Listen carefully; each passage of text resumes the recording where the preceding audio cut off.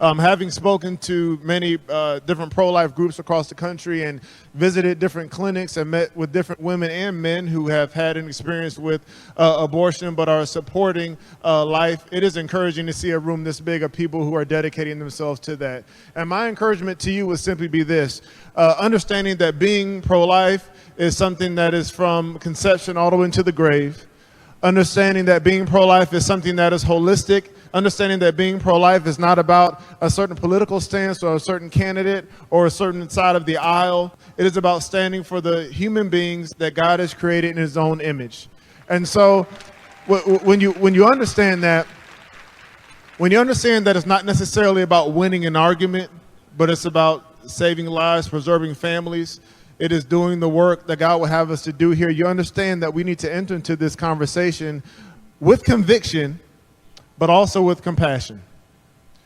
What's missing so much, I think, in the dialogue when it comes to this specific issue is this idea of compassion, the idea of empathy, the idea of understanding, the idea of not trying just to have an argument, but really trying to win hearts and win souls. And so my encouragement to you is to leave here. Look, in football, we call it a huddle, right? We get together in a huddle before every play. We come together, the coach signals in or calls in a play, the quarterback, in my last case will be Drew Brees. Yeah, I know y'all like Drew Brees. Now it's going to be Tom Brady. Tells us a play, and as an offense, I'm an offensive player. As an offense, we break the huddle and we go and try to invoke havoc on the defense. Whatever that play is, we want to execute it to the best of our ability to move the ball down the field. Right now, you are in the huddle. You're in the huddle.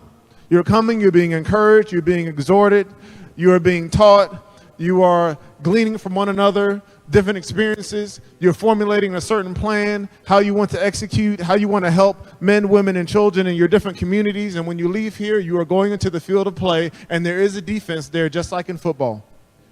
But when you have the confidence of understanding the play and the willingness to enter into that adversity, it's amazing how many big plays can happen. We're in a time right now in our country where big plays are about to happen.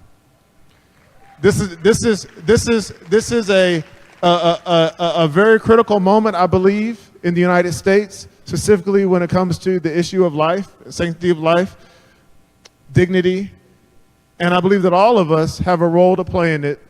I play tight end in football. I can't throw the ball. I wish I could. My job is to catch it. My job is to block for the guy running. You all have a specific role, whether you are a mother of 5, whether you have had an abortion in the past. Maybe you work in a clinic. Maybe you worked in a Planned Parenthood.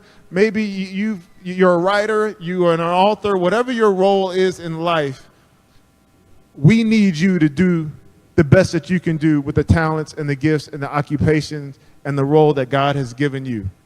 Not only do we need that, but the next generation of children who have yet to be born in this country and abroad need you to do your job. So thank you for what you're doing. It's great to be able to meet some of you, and God bless you, and enjoy the food here in New Orleans, because they got some good food here in New Orleans. That's what I'm going to miss that.